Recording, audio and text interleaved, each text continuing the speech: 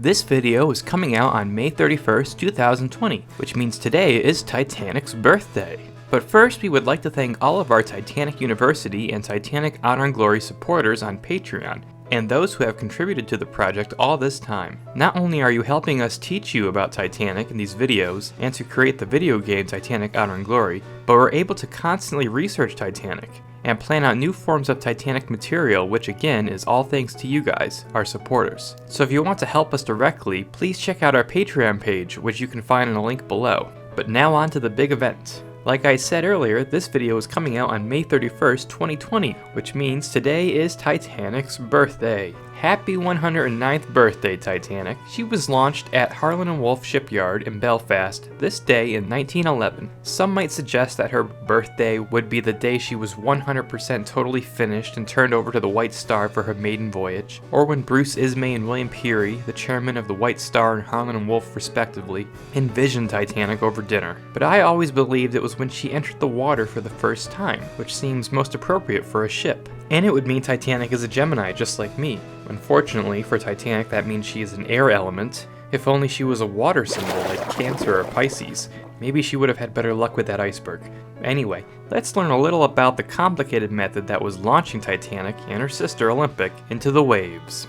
Built on Slipway number 3 in Harland & Wolff shipyards, next to her sister Olympic, which was built on slip number 2 in the middle, and on smaller slip number 1, Arlanza was being built and would launch a little after Titanic. She was a mini Titanic in her own ways. A slip is a ramp, allowing the vessel to be launched, almost always using the ship's own weight and momentum. It requires a lot of space, as Titanic's slip was almost as long as she was, about 800 feet. The men at the shipyard built these mighty mammoth ocean liners with the intention of them being temporary. Titanic and Olympic's keels were placed on wooden blocks, and as their frames and shapes slowly built up, more wooden supports were constructed around them, all intended to be knocked down for the big day as the ship moved down the slip. Remember that for the end of the video. Olympic's big day came at the end of October 1910. It was a bright morning on the 20th of the month, and the freshly painted white hull of Olympic was ready to leave her stockade. She isn't 100% finished though, not a chance. She can't be completed, otherwise she wouldn't ever move. She is still missing all of her boilers, her engines, plumbing, wiring, passenger accommodations, all of her interiors, lots of stuff. Her unfitted hull weighs a lot, and that's a big hull. We're talking 24,600 tons of steel. The first of a brand new trio of super ships, she was about to get all the attention of being the firstborn. Just like RMS Oceanic a decade earlier, White Star made sure to make an event of the occasion. The company chartered the steamer Duke of Cumberland to bring up over 100 reporters and press agents from England, the United States, and all over Europe. Lords and ladies from all over Ireland would be in attendance, Prime Minister's daughter, J. Bruce Ismay himself, and of course Lord Peary and his wife. 100,000 other observers also flocked to watch the new liner, but a ticket was indeed required. There were special seats and stands for VIPs, including an area right in front of the bow of the great ship, reserved for the lords and especially for the press. Titanic, still being constructed, stood by, as all the attention was turned to Olympic, the mighty ship of the Olympic class. 2 rockets were fired at 10:50 a.m. to warn any small boats and craft in the river to watch out. Olympic was soon to launch. The final one at 11 meant the ship's movement was imminent. But wait, how does a 24,600 ton ship with no means of propulsion move down a slope? Well, easy, you just push it. A mechanical monster hydraulic ram was to be triggered by a switch at the right moment to knock away the few remaining supports holding the ship in place. Because gravity was keeping Olympic from sliding down her sloped slipway, another element was added to aid in her descent into the water. Soap and tallow. Now we're getting to the good stuff. 15 tons of tallow, 5 tons of train oil, and 3 tons of soap.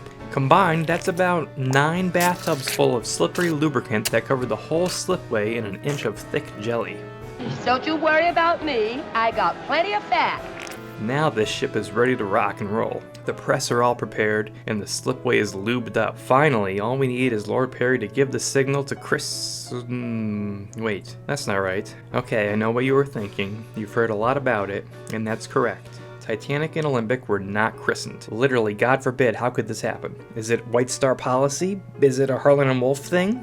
Was it a battle between Irish Protestants and Irish Catholics? Well, it's all up to the owner of the ship. White Star didn't do it, many other liners did and didn't do it. You can see Harlan and Wolff built ships being christened from Slipways 1, 2, and 3 if you search hard enough. Now, do you want to throw out the claim that this meant Titanic was cursed for not being christened by a bottle of champagne, by a woman with an overly obnoxious hat, and an equally obnoxious title? I don't think so. The majority of ships that got a nice grand christening with a wasted champagne bottle ended up being sunk in World War I by a German U-boat. So what's that about curses? We're still waiting for Lord Peary to give the signal to launch Olympic. When he does, the hydraulic launching ram removes one of the last supports holding the giant ship in place.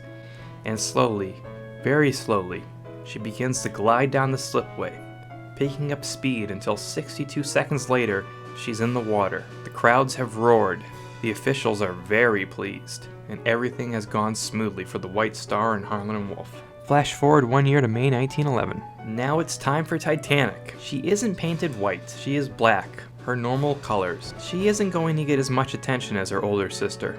Most of the pomp and circumstance for the launch was all about Olympic.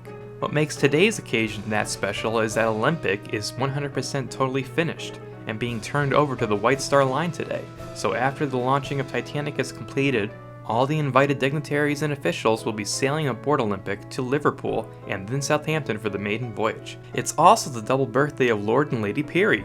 More Geminis! It is almost quarter after noon on the 31st of May.